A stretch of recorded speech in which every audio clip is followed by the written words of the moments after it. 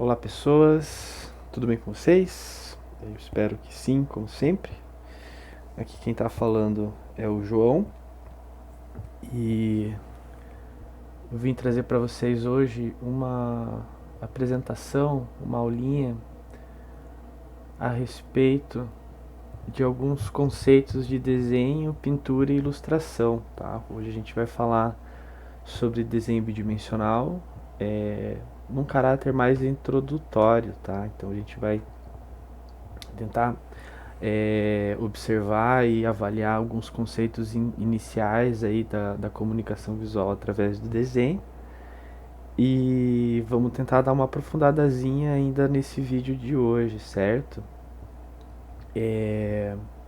Aos que não sabem, eu sou professor na Octopus, como vocês podem observar aí, mas eu dou aula em alguns outros lugares também.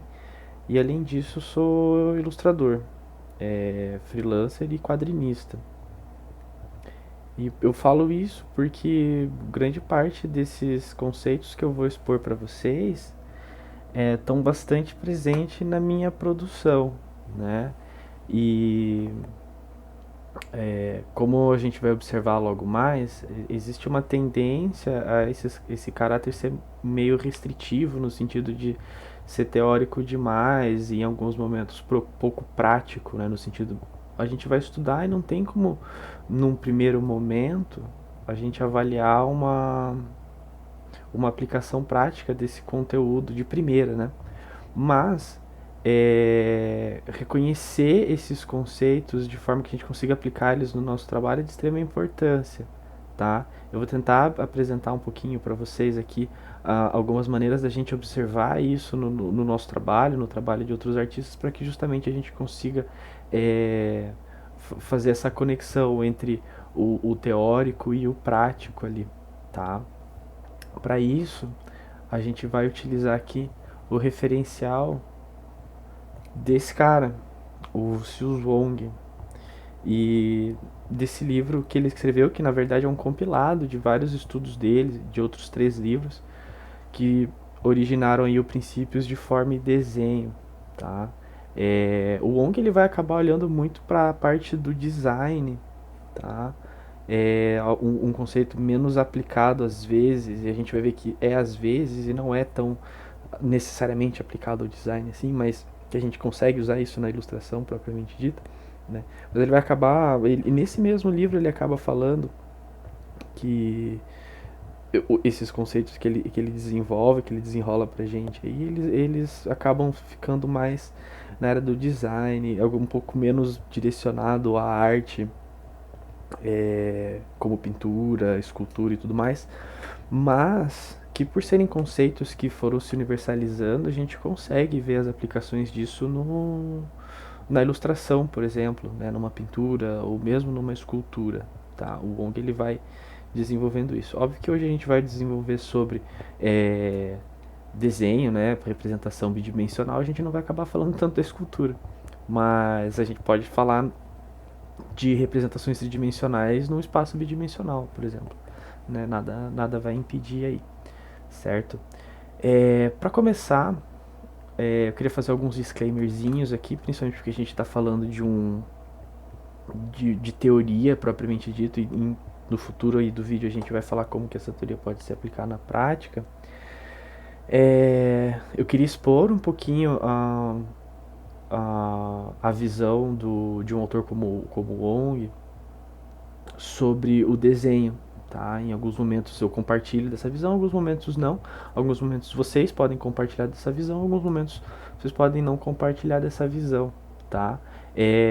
Mas da maneira como ele expõe pra gente, é bem fácil a gente entender que o desenho é um esforço para embelezar a aparência das coisas, né?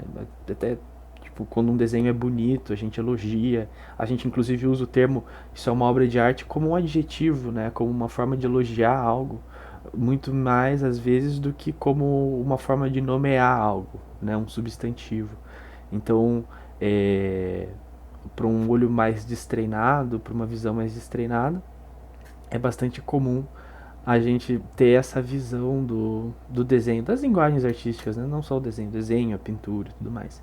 A gente acaba deixando de lado o, todo o caráter técnico, todo o caráter teórico por trás de como um desenho se torna bonito, como um desenho se torna algo que funciona no sentido de comunicar a ideia que a gente tem para comunicar com esse desenho, né? Partindo desse princípio, o Wong ele vai falar do desenho como uma ferramenta de organização. O desenho ele precisa funcionar.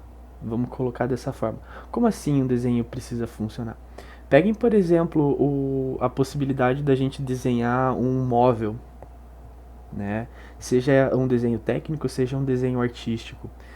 Num primeiro momento, a primeira observação que a gente vai fazer desse móvel e da funcionalidade do desenho dele é que ele se pareça não com o real, mas que ele se pareça funcional. Ou seja, quando a gente desenha uma mesa, quando você vai desenhar uma cadeira, quando você vai desenhar um armário, seja para um cenário de uma ilustração, seja para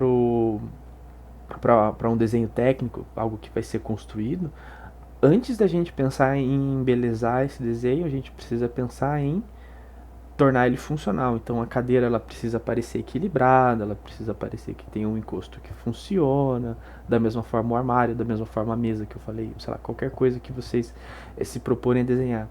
Isso também vai se aplicar à criação de personagens, por exemplo. Então quando a gente vai focar em desenhar um personagem, a gente precisa pensar se ele parece viável, por mais estilizado que ele possa parecer, se esse personagem parece não real no sentido de ele precisa ser igual a algo que exista no mundo, mas um personagem incrível, né?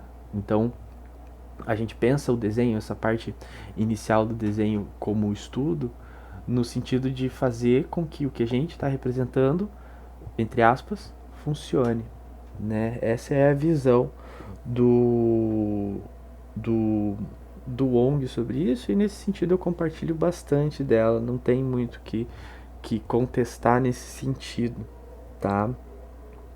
É, quando a gente vai avaliar esse tipo de estudo, é importante que a gente tenha ferramentas para interpretar ele, né? Então, quando, por exemplo, eu tenho uma série de formas, uma série de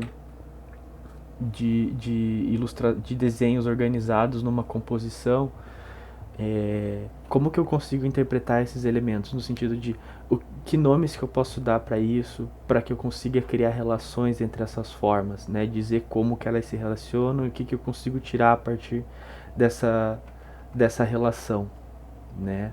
Para isso, a gente consegue criar uma espécie de lista de elementos e como que a gente vai interpretando, como que a gente vai nomeando, como que a gente vai compreendendo as, as funções de cada um desses elementos, né? Como que a gente consegue explicar cada um deles, certo? De novo, eu vou abrir esse parêntese aqui, que num primeiro momento parece teoria demais para prática de menos, mas é muito pelo contrário, a gente acaba usando isso tudo. Mesmo que de maneira intuitiva, na maioria das vezes é de maneira intuitiva, mas a gente está usando todos esses elementos, né? E se a gente consegue fazer tanta coisa de forma intuitiva, sem ter controle total dessas ferramentas, eu quero que vocês tentem imaginar quanto a gente consegue ganhar quando a gente tem controle dessas ferramentas, quando a gente sabe o que a gente está fazendo, né? É óbvio, eu não vou excluir aqui o papel de artistas que usam a intuição como uma ferramenta de trabalho. Isso não diminui a qualidade ou a importância do trabalho desses artistas, mas eu gosto de ressaltar a presença dos artistas que têm domínio disso, né? E a gente não pode se enganar achando que tudo é iluminação que vem do céu e incorpora na gente, a gente desenha, assim, sabe? Não tem todo um caráter de raciocínio quando a gente vai trabalhar uma ilustração é, de qualidade. Quando eu falo qualidade, não é no sentido estético, só ela é muito bonita ou ela é muito feia, não, não. Eu falo de qualidade no sentido dessa minha ilustração, a minha pintura. Aqui eu tô falando, eu tô mostrando para vocês uma pintura do Kandinsky, né? Mas se quando a gente pega, por exemplo, uma ilustração mais figurativa mais dotada de significado. Como que ela funciona? Ela funciona, né? E se ela funciona, ela está conseguindo passar a mensagem que eu gostaria que ela estivesse passando, né? É disso que eu estou falando no quesito qualidade. Ela tem que funcionar nesse sentido, certo? Deixar isso para trás, a gente já consegue começar a falar de alguns conceitos interessantes pra gente aí, tá? O Wong, ele vai separar uma listazinha de verdade, assim, de elementos do desenho, e ele separa e nomeia cada um desses grupos de elementos. A gente vai tentar falar rapidamente de alguns deles, tá? E vamos tentar ver, aí agora aprofundando essa teoria, vamos tentar ver alguns desses elementos, dessas potencialidades aí aplicadas à ilustração, certo? O primeiro grupo que o Wong vai separar para a gente são os elementos conceituais. O que são elementos conceituais? São elementos da comunicação visual ali que estão presentes na ilustração, mas não necessariamente vão estar visíveis da maneira como a gente explica eles. Tá? Vocês já vão entender o que eu estou querendo dizer com isso. Tá? Quais são esses elementos? Primeiro que a gente vai observar ali, e segundo o autor, é o ponto. Tá? O ponto.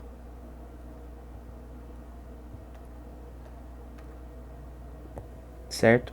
Ele vai indicar pra gente uma posição.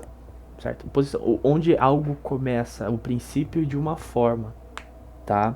O ponto ele não tem comprimento ou largura. Tá? Lembrando que a gente está falando de um conceito, de uma ideia. Por mais que eu tenha feito um ponto para vocês aqui, a gente está falando de uma ideia muito mais do que de um elemento visual propriamente dito. Tá? Ele é o início e o fim do próximo elemento que vem na nossa lista, que é a linha. Né? Deixa eu só apagar aqui meus pontinhos. Gente, o que eu fiz? Agora deu boa. Do próximo, o ponto ele é o princípio do próximo elemento que está na nossa lista, né? Ele é o princípio e o fim de uma linha, que é o nosso segundo elemento, né? À medida que a gente vai movendo o ponto, vai criando uma conexão entre pontos, a gente vai gerando uma trajetória. Essa trajetória a gente vai chamar de linha, tá? A linha é sempre limitada por pontos, né? Então a gente vai ter um ponto no início e um ponto no final das linhas, né? Ou, se vocês preferirem, um ponto no início e um ponto no final delas, certo? Então a gente tem essa limitação do espaço da linha pelo ponto. E o movimento das linhas, um conjunto de linhas, vai determinar pra gente a borda do nosso terceiro elemento conceitual, que é o plano.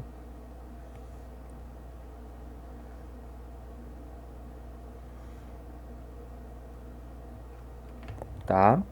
O plano é a trajetória da linha em movimento. Então é como se a gente pegasse uma linha e fosse movimentando ela de forma a criar planos, né? O formato do plano vai ser sempre limitado por linhas, tá? E nem sempre ele vai precisar ser regular, no sentido de ter sido feito apenas com linhas retas, né? Mas ele pode ser bem orgânico também. A gente pode limitar a borda de um plano com linhas orgânicas, com linhas irregulares também, tá? Pensem que tudo nesse sentido vai acabar falando desses três elementos. A junção desses três, né?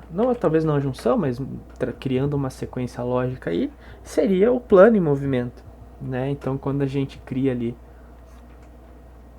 uma forma plana, se utilizando de linhas ali,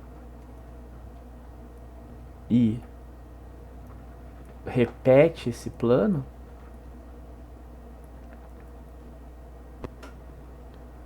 a gente vai criar o volume, né? Uma representação do volume, pelo menos. A ideia é de algo tridimensional, né? Que seria da mesma forma que uma linha é uma sequência de pontos, um plano é uma sequência de linhas. É quase como se a representação tridimensional fosse uma sequência de planos, tá? A gente vai unificando esses planos de maneira a criar tridimensionalidade com eles, tá? Mas como eu falei, esses são elementos conceituais, eles estão presentes na ilustração, eles estão presentes no desenho, mas em forma de conceito. Então é difícil a gente olhar para uma ilustração aqui, deixa eu pegar um exemplo aqui, como essa, falar assim, tá ali a linha, tá ali o ponto. Óbvio que a gente consegue observar a presença de linhas ali na ilustração, mas não no sentido que o Wong quer falar pra gente, tá? Ele vai falar de elementos que são visíveis quando ele for falar de elementos visuais, tá? Mas antes de falar dos elementos visuais, eu vou fazer um esqueminha aqui. Olha de novo. Eu vou fazer um esqueminha aqui para deixar de lembrete no vídeo. Então, como elementos conceituais, anotem a cola aí. A gente vai ter o ponto,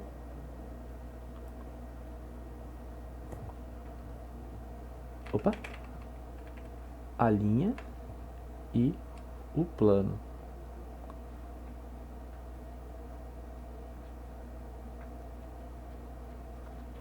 Certo? Esses são elementos, como eu falei, conceituais, tá? Eles estão presentes na ilustração mais como um conceito, uma forma de pensar como as coisas são representadas, muito menos do que o elemento visual, que é o que a gente vai ver agora, tá? Esses elementos visuais são coisas que de fato aparecem, formas que a gente vai usar para definir o que a gente está representando ali dentro da ilustração, tá? Quais seriam eles? Como que a gente vai identificar eles? O primeiro elemento visual que a gente observa na ilustração, ou que a gente pensa antes de criar ela, nas partes da ilustração, na verdade, é o formato, tá? O formato é qualquer coisa que pode ser vista. Qualquer coisa que a gente vê tem formato, né? Então, a bola tem formato circular, né? Uma caixa tem um formato de paralelepípedo. Um tijolo também vai ter um formato de paralelepípedo. Uma pirâmide tem formato piramidal, né? Uma pirâmide, obviamente, tem formato de pirâmide, né? Então, o formato é a primeira coisa que a gente vai observar, tá? Então, vamos pegar formas geométricas básicas ali. A gente vai ter o retângulo, vai ter forma de retangular, ou a gente vai ter um triângulo. Então, quando a gente consegue observar que o conjunto de linhas lá, que era aquele elemento conceitual que a gente tem na primeira parte, começa a criar uma forma, a gente consegue identificar que existe uma forma, por mais que a gente às vezes não consiga dar nome para elas, a gente está observando aí o formato, né? O formato ele aparece bastante pra gente quando a gente está falando de planos na ilustração, né? Como assim planos? Quando a gente quer separar um elemento do outro. Se a gente pegar aqui como exemplo esse quadro do irmão do Jorel ali,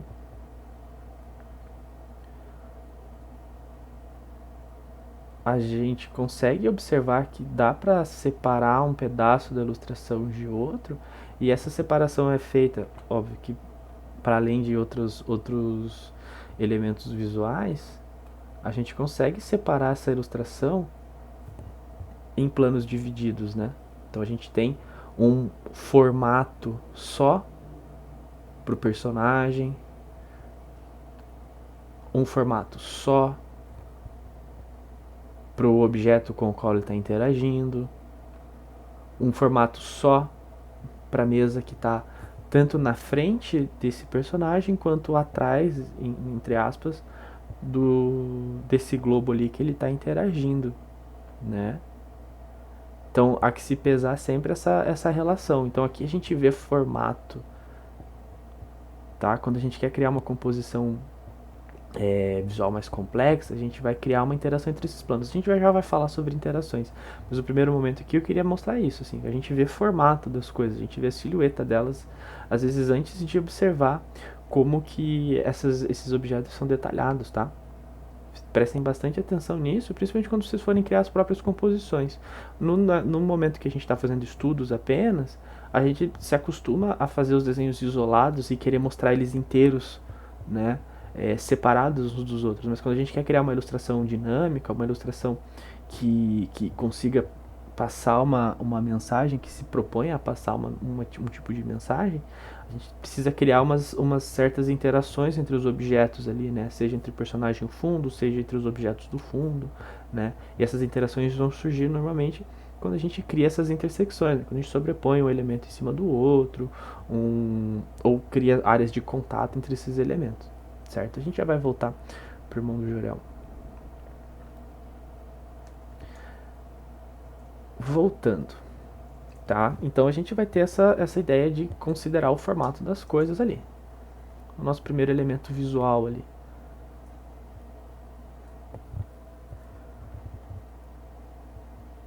Opa, forto não, né, gente? Que vergonha. Esse é o professor de vocês. Voltando. Formato, João, formato. Agora sim.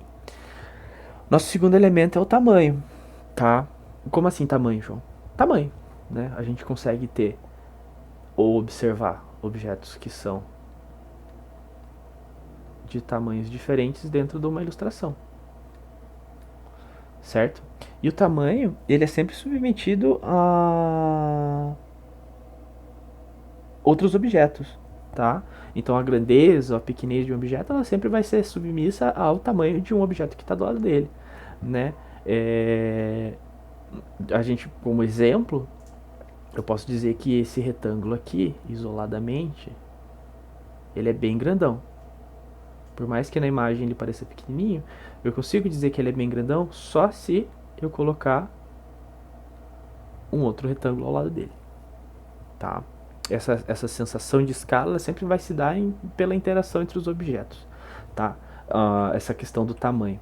Diferentemente um pouco do formato, que ele meio que funciona apresentando apenas um objeto, no caso do tamanho desses objetos que a gente está representando, ele vai ser sempre dependente do objeto que está próximo a ele. Né? Vamos pegar aqui de novo o irmão do Jorel. Né? Eu só sei que mais ou menos, o globo e a cabeça dele tem mais ou menos o mesmo tamanho, porque eles estão ao lado uma da outra. Se eu só dissesse para você, se eu tirasse o personagem ali e deixasse só o globo e dissesse, não, esse globo ele tem o tamanho da cabeça do personagem. A única coisa que vocês teriam para ter certeza é acreditar em mim. Né? Mas é quando eu coloco um objeto do lado um do outro, esses objetos são próximos um do outro, a gente consegue ter uma relação de tamanho. Né? Então, isso vai ser sempre um elemento comparativo. Então, quando vocês quiserem ilustrar uma situação onde você tem algo que é muito pequeno, muito grande para ser representado, é importante, é extremamente importante que vocês coloquem aí alguma forma de gerar essa comparação. Então, se quer dizer um prédio grandão, experimenta desenhar uma pessoa perto dele, um prédio menor, um objeto pequeno, só para reforçar essa sensação de escala, tá certo? Seguindo para o nosso próximo elemento, a gente vai ter a cor, tá? A gente já vai falar de dois elementos de uma vez só, né? Que é a cor e a textura, tá? A cor, como o nome sugere, vai dizer respeito aí ao que o próprio nome diz, gente. Não tem muito segredo aqui. A gente consegue diferenciar planos, formatos dos objetos pela cor que a gente está aplicando sobre eles. Voltando aqui para o nosso... Vamos trocar, não vamos usar o Jorel mais. Vamos usar esse aqui. Talvez esse aqui... Não, o do Jorel estava melhor divididinho. Vai ter que ser o irmão do Jorel. Né? Eu consigo separar planos aqui com cores diferentes. E a cor, tanto quanto a forma, está diferenciando um objeto do outro. Né? Aqui um exemplo bem interessante, por exemplo, quando eu tiro aqui ó, a cor da mão do Jorel, ela meio que se mistura com a cor do Jorel, a cor da mão do irmão do Jorel. Ela vai meio que se misturar com o formato do globo, posto que o globo está avermelhado também. Né? Agora, quando eu mudo a cor dela e deixo essa cor próxima da cor do resto do personagem, a gente já tem um destaque diferente. Né? Agora a mão começa a fazer parte do corpo dele e não do globo, né? Então, da mesma forma que a cor, o que a forma diferencia um objeto um do outro, a cor também vai ajudar a gente a diferenciar um objeto um do outro dentro da ilustração, tá? Se tudo fosse vermelho nessa ilustração, dificilmente a gente ia conseguir ver essa separação que a gente vê agora enquanto eu apliquei planos de cores diferentes ali, tá bom? A textura, ela vai se referir sempre à característica da superfície do formato. Então ela pode ser simples, decorada, ela pode ser áspera, ela pode passar a impressão de tato, pode passar a impressão de liso, certo? A gente não vai se aprofundar muito nisso, mas a gente precisa considerar que isso se apresenta, tá? Dentro do design a gente vai acabar falando bastante de textura e superfície, porque tem aplicações técnicas, né? Vai ter aplicações práticas posteriormente, certo? Então, pra gente poder tocar adiante, fazer aqui mais uma colazinha para vocês dos elementos que a gente falou até agora, certo? Então, como eu estava falando lá, a gente vai ter elementos de formato como um elemento visual, né? Elemento que aparece, né? É o que define a forma do objeto que a gente está desenhando. Que ele pode ser regular, orgânico, tá? Pode ser simples, pode ser complexo, né? Isso tudo pode estar presente ali, tá? Lembrando que daí o formato é que vai de fato selecionar o conceito que a gente quer passar, né? A ideia que a gente está querendo passar com a nossa ilustração, certo? Em seguida a gente falou de tamanho e cor, que é, ou seja, o tamanho é a relação entre a escala dos objetos, dos formatos que a gente está colocando ali na nossa ilustração, né? Então a gente pode ter objetos em escalas de tamanhos diferentes dentro do nosso desenho, tá? A gente pode ter objetos de cores diferentes dentro do nosso desenho, né? A gente pode ter formatos de cores diferentes. Então a cor é também um conceito visual importante ali para a gente identificar nas representações que a gente tem, né? E por fim, a textura.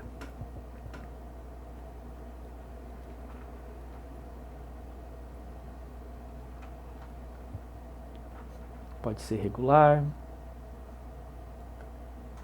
pode ser irregular,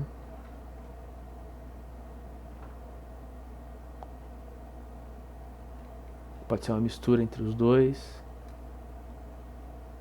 Não uma mistura propriamente dita, né, mas a gente tem uma espécie de graduação da intensidade desse processo, né? Então, desde as texturas bem regulares até as texturas mais irregulares, certo? Então, lembrem sempre que a gente consegue trabalhar esses elementos todos juntos. Na verdade, quando a gente desenha, quando a gente está criando a nossa ilustração, a gente está trabalhando esses elementos todos juntos, né? Então, eu posso fazer uma graduação além de tamanho aqui, fazer uma brincadeira com a cor dos objetos, né? Eu posso mexer nas texturas deles também. Vocês podem, devem, inclusive, fazer isso.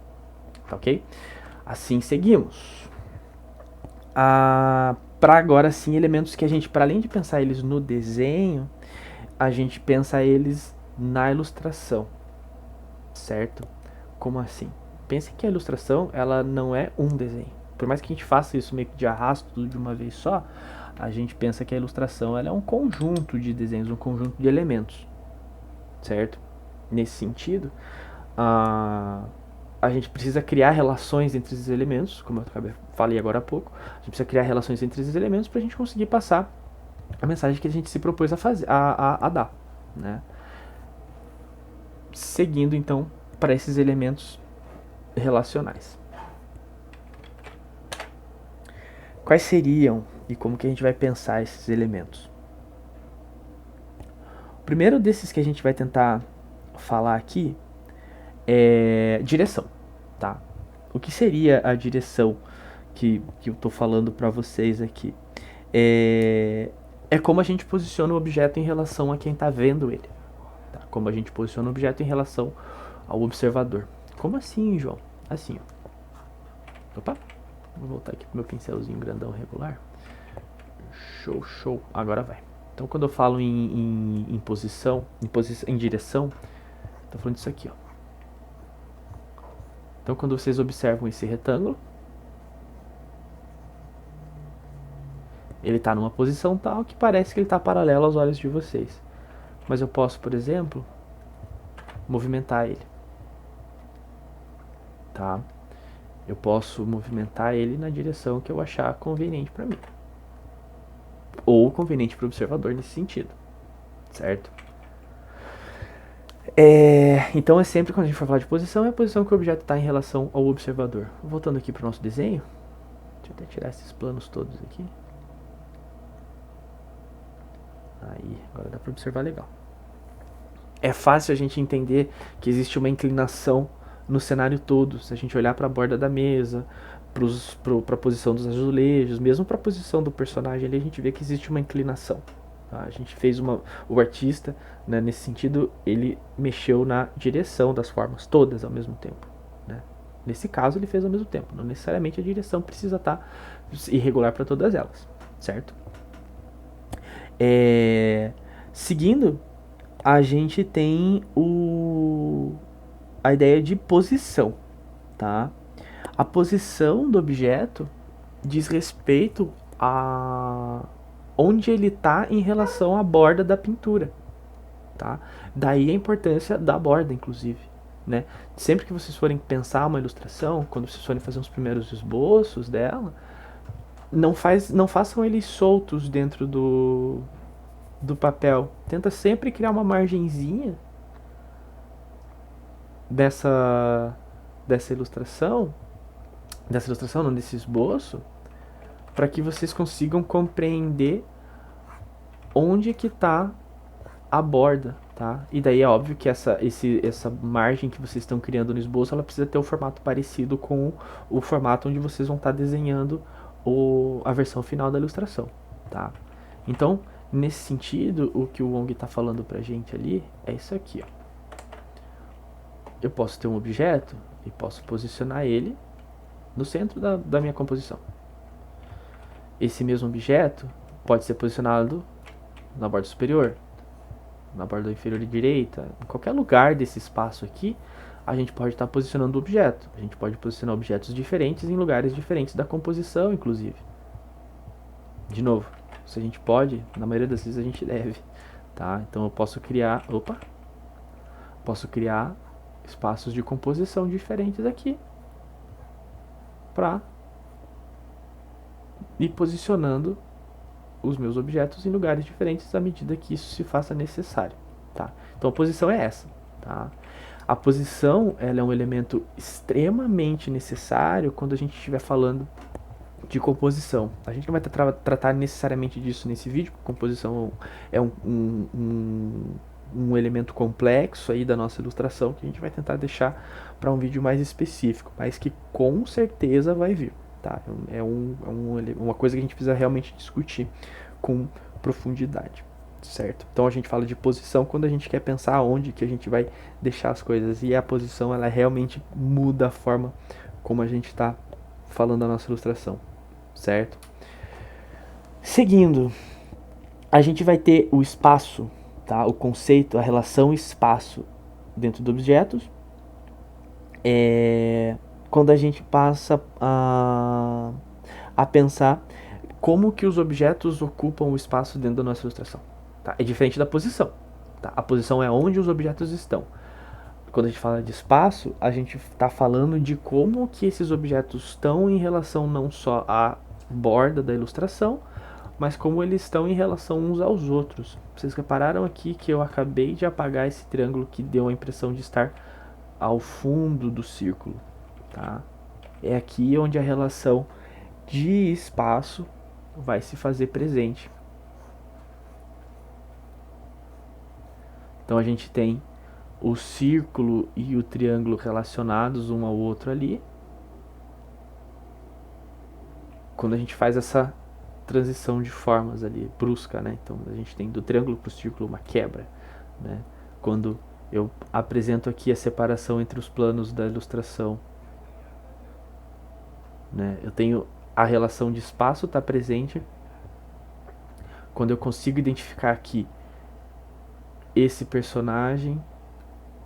Opa, aqui, agora vai. Esse personagem está na frente do globo, porque a forma dele está cobrindo parte da forma do globo. Consigo dizer que o globo está em cima da mesa e na frente de parte dela, porque eu tenho parte da forma do globo sobrepondo parte da forma da mesa. E da mesma maneira, todo o resto da ilustração ali para trás, tá? Esses conceitos relacionais são em grande parte utilizados quando a gente vai falar de composição, na separação de planos, na divisão entre um objeto e outro, na relação entre os objetos, né? Aí para isso eu até trouxe algumas outras ilustrações aqui para a gente ver como esses conceitos vão se desdobrando ali. Aqui uma ilustração da Willie Beckett, né? Uma ilustração chamada Fate of Wishes, tá? E aqui a gente vê como ela consegue separar e como a gente consegue usar esse elemento de análise na ilustração ali, né? Quando a gente recorta bem os personagens enquanto um plano só do fundo para poder puxar a atenção da nossa ilustração para justamente esses personagens que estão ali sendo representados, né? Aqui a gente vai ter esse conceito de esses três conceitos que eu expliquei agora, bastante presentes, bastante apresentados para vocês, né? Então a gente vai ter a direção. Então a gente tem a impressão que cada uma dessas personagens que tá olhando pra gente ali, olhando pra gente, nem todas, né? Tá de cima não tá olhando tanto pra gente, mas enfim, a gente vê a posição dos olhos, né? A direção para onde os braços estão se movimentando, né? A gente tem a posição entre esses objetos. Então a gente tem os personagens sempre mais, aqui nesse caso, mais próximos do lado direito inferior da pintura, tá? A gente vai ter a relação de espaço entre elas. Então essas fadas, elas estão todas sobrepostas umas às outras, né? Então a gente tem uma que está bem à frente, a gente vai ter uma segunda que está entre essa que está na frente e uma terceira que está lá ao fundo, né? Inclusive as asas dessa segunda estão na frente da boca da terceira que está lá atrás. Então a gente tem todos esses elementos de sobreposição. Isso para a composição é importante, né? Criar essa relação através dessa sobreposição de objetos, tá? Não estou dizendo que a gente precisa sempre estar amontoando tudo dentro da ilustração, tá? Quando a gente for falar de composição, a gente vai acabar aprofundando um pouquinho melhor em cima desse assunto, certo? Mas logo de cara tentem pensar em não desenhar tudo tão separado na ilustração, tudo tão distante. Tentem deixar umas coisas mais umas na frente das outras, como uma espécie de exercício mesmo que a gente vai falar daqui a pouco, certo? E por último, ainda nesses elementos relacionais, né, nesses elementos de relação entre os objetos da ilustração, a gente tem a gravidade, também submetida a esses elementos anteriores que eu falei. Então, quando a gente vai falar da gravidade, a gente precisa considerar que existe um espaço de composição, né? Então a gente vai ter a borda para pensar. A gravidade, ela é uma mistura, ela é mais um elemento psicológico do que um elemento visual, né? À medida que a gente é atraído pela gravidade da Terra, a gente tem uma tendência a atribuir peso, leveza, estabilidade ou instabilidade para um objeto que a gente está desenhando, tá? Como assim? Então, se eu pegar, por exemplo, e posicionar um objeto perto do topo da minha composição aqui, é muito fácil a gente entender que esse objeto tá voando, tá para cima, né? Tá lá em cima. Isso já é um elemento que identifica a gravidade, né? Ao passo que se eu posicionar esse objeto ou um outro objeto que seja na base da minha composição, é mais fácil dizer ou identificar esse objeto como lá embaixo, né? Ou mais perto do chão, tá?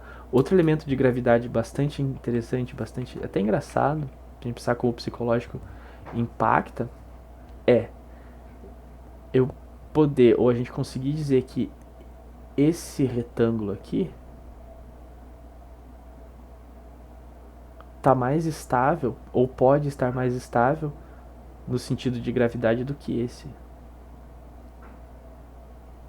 Aí eu faço uma pergunta para vocês. Desses dois retângulos, qual vocês acham que parece que está caindo e qual vocês acham que parece que está estável? Tá? Então essa é a ideia de gravidade dentro da ilustração ali, né? Show? Assim seguimos, tá?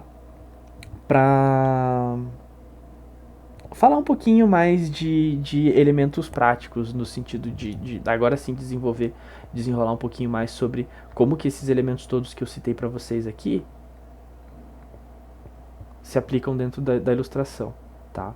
Da mesma maneira que eu fiz com os outros elementos lá, eu quero deixar aqui uma colazinha, depois vocês voltam no vídeo se for necessário, né?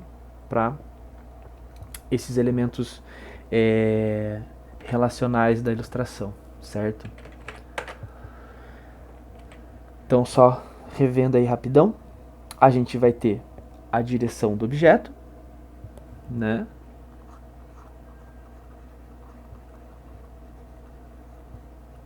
Opa.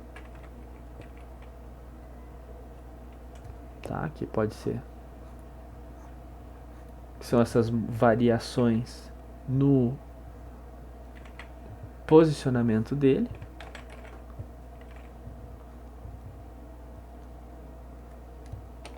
Sendo a direção, se vocês aos olhares mais atentos aí, uma das condições para a gente falar da gravidade do objeto, né? Então a gente muda a direção no qual a gente está posicionando esse objeto para poder falar da gravidade posteriormente, né? Em seguida, o segundo que eu havia dito ali para vocês foi a posição, certo? Ou seja, onde o objeto está em relação ao espaço da composição, né?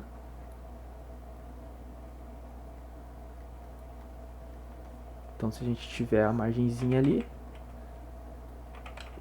tá difícil hoje, hein? Aí. Né? Aonde esse objeto vai estar em relação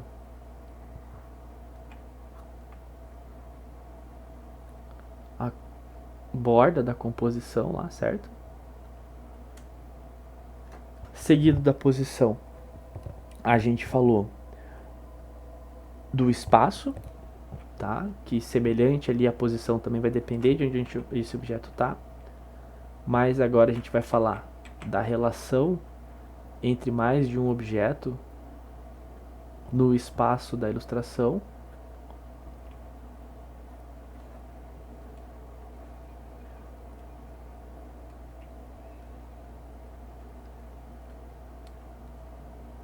Né, que eu dei o exemplo lá do triângulo e da bolinha, vou repetir ele aqui novamente, né? Então o espaço é como que o objeto está ocupando, até sendo meio redundante aqui, como que esse objeto está ocupando o espaço dentro da ilustração. Né? Eles estão sobrepostos, eles estão lado a lado, eles estão distantes, eles estão próximos, né? Isso são relações de espaço quando eu estou falando, tá? E por último, a gravidade, que é essa brincadeirinha ali que eu falei sobre a direção, né? Então a gente vai mudando a direção do objeto e a posição dele em relação à borda da ilustração lá, para poder falar da estabilidade dele.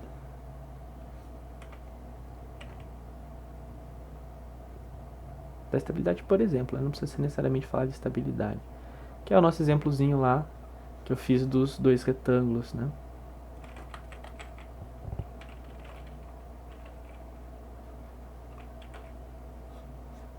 Beleza?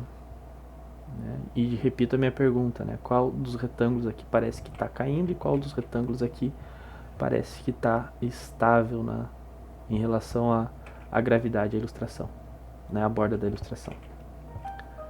Tá? Sendo assim, a gente consegue seguir para alguns elementos práticos, aí, algumas coisas que a gente consegue avaliar dentro da ilustração. Tá? Primeira coisa é pensar que as formas, os planos, eles geram significado. Tá? Eles por si só não têm significado. Então, por exemplo, uma bola num círculo, ele é só um círculo. Mas a gente pode pegar o formato círculo, a ideia desse formato de círculo, e com ele criar os olhos do personagem, né? O formato do globo, tá? A gente pode pegar formas irregulares para tanto criar a borda aqui da mesa quanto o cabelo do personagem, né? O contorno das molduras ao fundo ou da moldura da porta, né? A gente pode pegar esses conceitos de plano que eu descrevi lá no início do vídeo e compreender esse conceito tanto para pensar a composição da ilustração como um todo, separando o personagem do fundo, quanto para pensar a relação entre os personagens. Certo? Então, quando eu tenho planos mais próximos, mais parecidos uns dos outros, seja não só no formato do plano, mas na cor do plano, por exemplo, a gente consegue aproximar mais os personagens dos objetos de mesma cor ou formato semelhante. Ao passo que, à medida que a gente separa isso, ou a gente tenta deixar esses planos e essas cores mais diferentes, a gente separa esses personagens do fundo. Né? Vou pegar mais uma imagem de exemplo aqui, para deixar isso um pouco mais claro no caso dessa ilustração do Beco do Rosário aqui da Anna Keller. Né?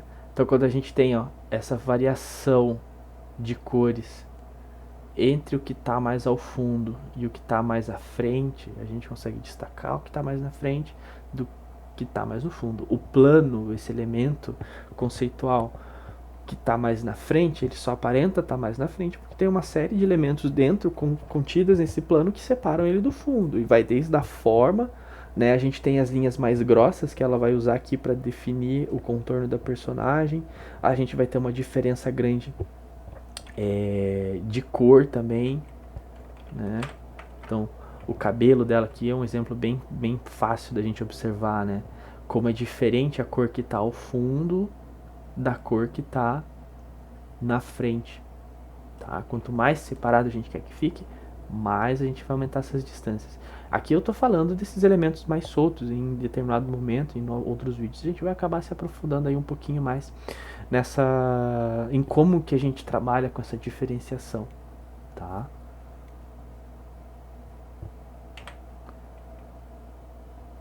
É importante a gente pensar que esses elementos eles são observáveis tanto em elementos literais, em ilustrações a gente consegue identificar a mensagem, né? A gente consegue entender o que está sendo representado, mas também são elementos amplamente explorados em arte abstrata, né? Em abstrações. Então aqui a gente tem essa pintura do Kandinsky. O nome dessa pintura, inclusive, é Círculos Dentro de um Círculo, né? E aqui a gente tem todos os elementos que eu comentei com vocês aplicados de uma maneira não a passar uma mensagem, mas a pensar a relação entre as formas, né? Então a gente tem vários círculos que são planos de cor, sobrepostos uns aos outros, todos eles cortados na sua maioria por linhas, né? A gente tem variações de textura, então a gente consegue entender, por exemplo, que aqui a gente tem uma textura bem irregular nesse círculo esverdeado perto do centro desse círculo preto, com uma linha grossa no entorno dele, né? Ao passo que aqui a gente tem uma textura um pouco mais lisa e a textura do fundo bem lisa, né? E quando eu falo no fundo, né, a gente tem o fundo bem descolado das formas que estão sendo representadas sobre ele ali, por exemplo.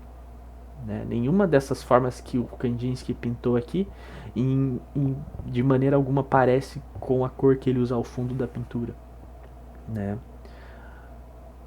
Numa outra pintura aqui também, num sentido mais abstrato, a gente tem essa pintura do Rubem Valentim, que é um pintor brasileiro, né?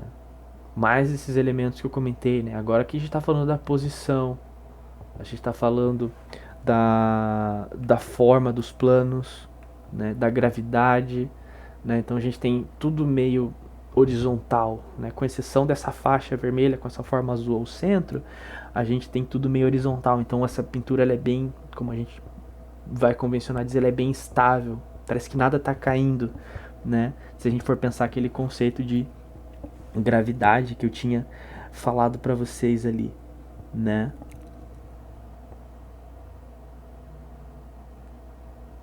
E aqui a gente tem o Mondrian, que também, esse já é um pintor mais referente, mais conhecido. Perdão, gente. Aqui a gente vai ter de novo essa coisa da gravidade, né? Tudo bastante estável, linhas bem retas, paralelas ou com a base da ilustração ou paralelas com a borda esquerda e direita da ilustração ali, né? Então, aqui a gente tem só é praticamente um deleite visual assim, né? Tipo, a gente não tem esses elementos de forma e desenho sendo usados para representar algo propriamente dito, mas para criar composições que pareçam, que passem a ideia de uma certa estabilidade visual. Não que a estabilidade visual seja o foco total e completo dessas pinturas, tá? Mas a gente consegue criar uma organização visual, pelo menos, por mais que a gente não tire significado disso, mas a gente consegue criar uma organização que consiga apresentar os elementos que esses artistas estavam querendo passar pra gente, certo? Tá? Desde o Mondrian até o Kandinsky lá embaixo, passando pelo Rubem Valentim, né? Por mais que aqui a gente não tenha uma ordem específica, a gente entende tudo que está presente na pintura, tá? Por que eu falei das artes abstratas? Porque isso tem a ver com o exercício que eu quero passar para vocês, tá? Trabalhar com abstração é uma forma bastante legal, bastante interessante, bastante gostosa até da gente tentar avaliar esses princípios, porque a gente não está tão preso à mensagem. Como eu falei, a gente vai se preocupar em usar esses elementos para passar uma mensagem, mas acho que por enquanto a gente está compreendendo, está se habituando a esses conceitos, que a gente primeiro entenda como é que eles vão funcionar dentro do trabalho. Então, trabalhar com abstração, trabalhar com a simples relação entre as formas sem se preocupar em passar uma mensagem com isso por enquanto, é mais interessante do que já tentar botar a carroça na frente dos bois ali e tentar criar uma mensagem sem nem saber de fato como é que a gente codifica essa mensagem, né? Para isso a gente vai trabalhar um exercíciozinho, opa, aqui, bastante interessante. Vocês podem fazer esse exercício de várias formas possíveis, tá?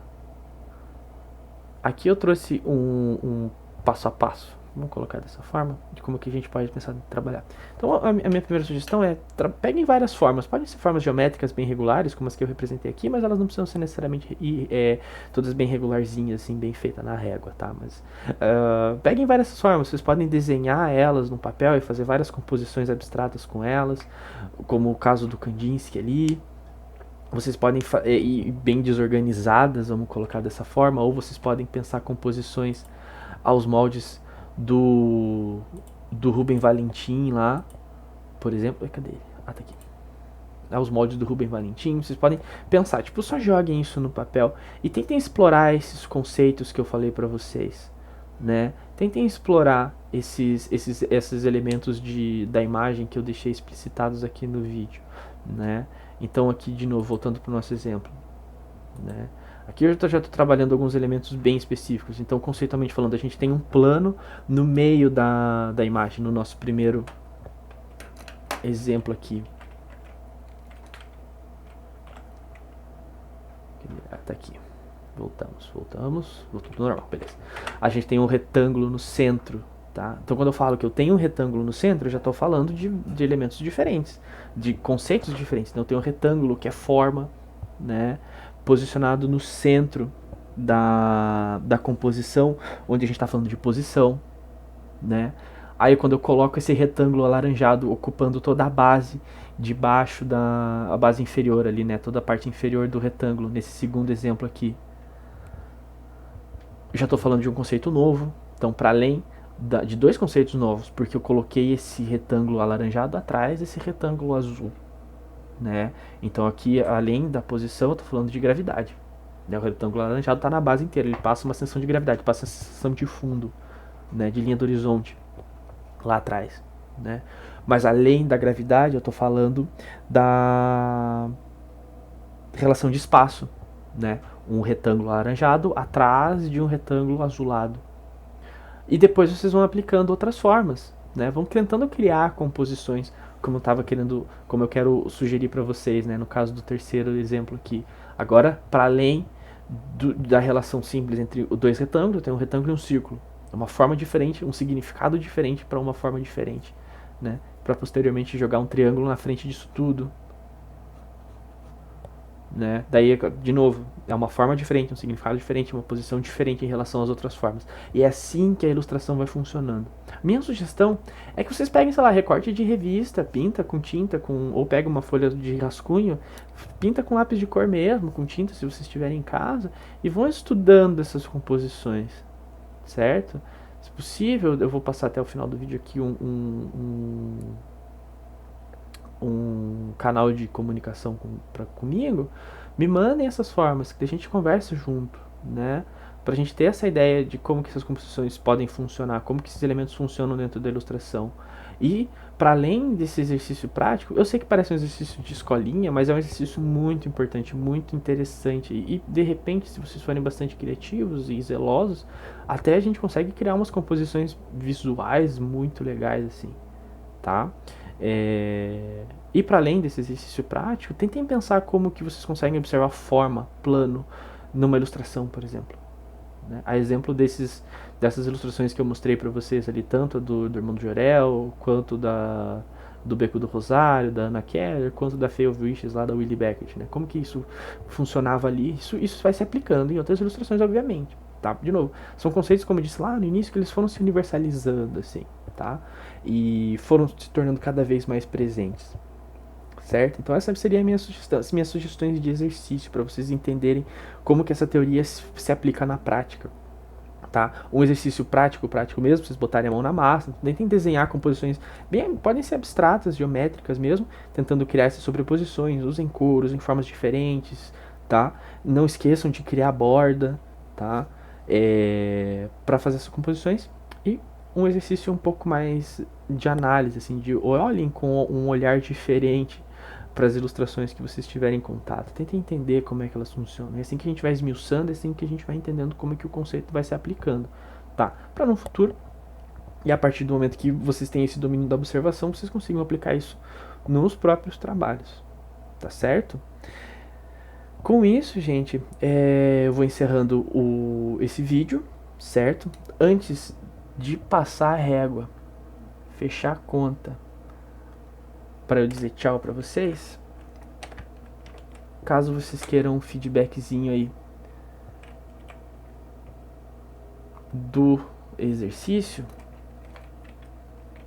El Senor Bulldog no Instagram, tá? Fiquem bem à vontade para mandar as coisas por lá. Eu nem sempre vou responder de bate pronto, mas sempre que possível eu respondo, tá? Novamente, experimentem fazer esses exercícios, certo? Experimentem. Se vocês não forem fazer os práticos, eu sugiro que vocês façam os práticos, tá? Eu agora vou abrir um momento mais solto. Esse exercício prático, por mais bobinho que ele pareça, ele é um ótimo exercício para fazer uma higiene mental. Tá? Faça umas formas geométricas, você corta, faz umas colagens, é muito bom, é muito gostoso fazer isso. E é uma forma gostosa de tentar aplicar elementos teóricos que normalmente são meio chatos, né? Não são as coisas mais fáceis do mundo da gente trabalhar.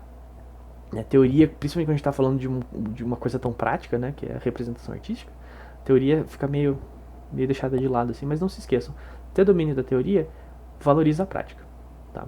Acho que para encerrar, esse é o última informação relevante que eu tinha para passar para vocês, tá certo? Então eu espero que vocês tenham gostado desse, espero que vocês consigam absorver o máximo possível desse vídeo, e até uma próxima. Beijos.